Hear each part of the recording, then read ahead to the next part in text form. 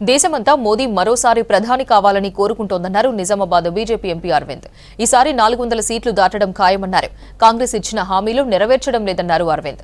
మొన్నటి వరకు కాళేశ్వరం ప్రాజెక్టు ఇప్పుడు ఫోన్ ట్యాపింగ్ అంశంతో కావాలనే ప్రజలను తప్పుదోవ పట్టిస్తున్నారని ఆరోపించారు అరవింద్.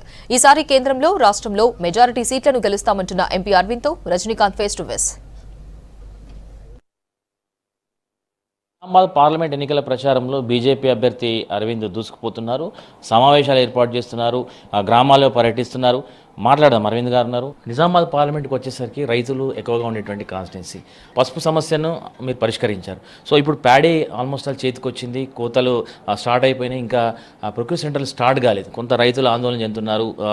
ఎండాకాలం వచ్చేసరికి కొంత వడగాలులు కావచ్చు, అకాల వర్షాలు కావచ్చు, ఇబ్బందికర పరిస్థితి. కాంగ్రెస్ పార్టీ ఎన్నికల్లో దీనికి సంబంధించి బోనస్ ఇస్తామనేటువంటి ప్రకటన చేసింది. దీని మీద రైతులు చాలా చోట్ల మాట్లాడుతున్నారు సార్. దీంతోపాటు షుగర్ ఫ్యాక్టరీ అంశాలు. సో రైతులకు సంబంధించి మిమ్మల్ని మీరు కలుస్తున్నప్పుడు ఎట్లాంటి ఇన్పుట్ వస్తుంది వాళ్ళ దగ్గర నుంచి? రైతులని ఇన్సల్ట్ చేసే విధంగా కాంగ్రెస్ పార్టీ వ్యవహారం ఉంది. అందరినీ మోసం చేసే విధంగా అలా గ్యారంటీలు ఉన్నాయి. 500 రూపాయలు బోనస్ ఇస్తానన్నాడు ఎంఎస్పీ పైన. మళ్ళీ సాకులు చెప్తా ఉన్నారు, మార్కెట్లో రేట్ లేకపోతే అప్పుడు ఇస్తాము అని. 2 లక్షల రూపాయల రుణమాఫీ ఎటుపోయింది? మీకు ఇయ్యలటి వరకు రైతు బంధుది క్లారిటీ సరిగ్గా లేదు. సో ఈ రకంగా ఇంకొకటి, చెరుకు ఫ్యాక్టరీల విషయంలో వీళ్ళు మోసం ఎట్లా చేస్తున్నారు?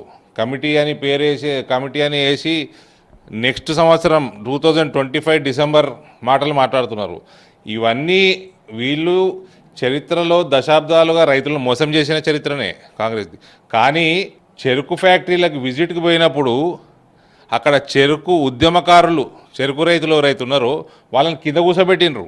ఎన్నికల తర్వాత కొత్త ప్రభుత్వం ఏర్పడినప్పుడు పార్టీలో జాయినింగ్స్ అనేది ఈ మధ్య కాలంలో కామన్గా మారిపోయింది. గత బీఆర్ఎస్ ప్రభుత్వం అట్లా చేసింది, ఇప్పుడు కాంగ్రెస్ పార్టీ కూడా అట్లా చేసింది. ఎట్లా చూస్తారు సార్ ఈ ఈక్వేషన్స్ని? బీఆర్ఎస్ పార్టీ ఇక మనగడలో ఉండదు, రానున్న కాలంలో ఉండదు.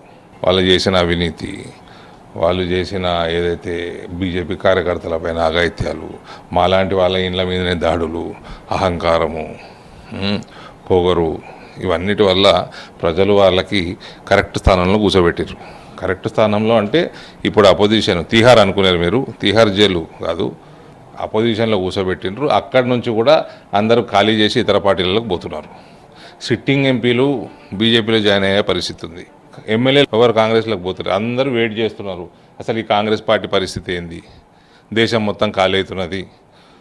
మొన్న దియోరా పోయిండు, నిన్న జిందాల్ పోయిండు, అంతకంటే ముందు అశోక్ చవాన్ వేయండు. ఈ రకంగా పెద్ద పెద్ద నాయకులందరూ ఖాళీ చేసిపోతున్నారు. అసలు ఈ దేశంలో కాంగ్రెస్ పార్టీ ఉంటుందా అన్న ఒక ప్రశ్న అందరు ఎమ్మెల్యేలకు ఉన్నది, అది టీఆర్ఎస్ మేజర్గా. సో అసలు లోక్సభ ఎన్నికల్లో ఏమవుతుందని చూస్తూ ఉన్నారు వాళ్ళు. చివరిగా సార్, నిజామాబాద్ పార్లమెంట్ ప్రజలకు ఏం అప్పీల్ చేస్తారు? ఈ దేశంలో ఒక మేజర్ టర్నింగ్ పాయింట్గా ఈ 2024 ఎలక్షన్ ఉంటుంది. మనము ప్రజల ఆశీర్వాదంతో ఆర్టికల్ 370 తీసేసినాము. మనము సిటిజన్షిప్ అమెండ్మెంట్ యాక్ట్ తెచ్చుకున్నాము. ముస్లిం మహిళల ఆత్మగౌరవం కోసం ట్రిపుల్ తలాక్ని తీసేసినాము. అన్నిటికీ మించి రామమందిరం నిర్మాణం చేసుకున్నాము. కాబట్టి ఇవన్నిటి కోసం మనము నరేంద్ర మోడీ గారిని మళ్ళీ 3వసారి భారీ మెజారిటీతోటి ప్రధానమంత్రిని చేద్దాం. మొత్తం మీద ఈసారి కూడా బీజేపీకి పట్టం కడతారు అనేటువంటి విషయాన్ని ఆయన చెప్తున్నటువంటి నేపథ్యం. కెమెరా పర్సన్ రాజేష్తో రజనీకాంత్, V6.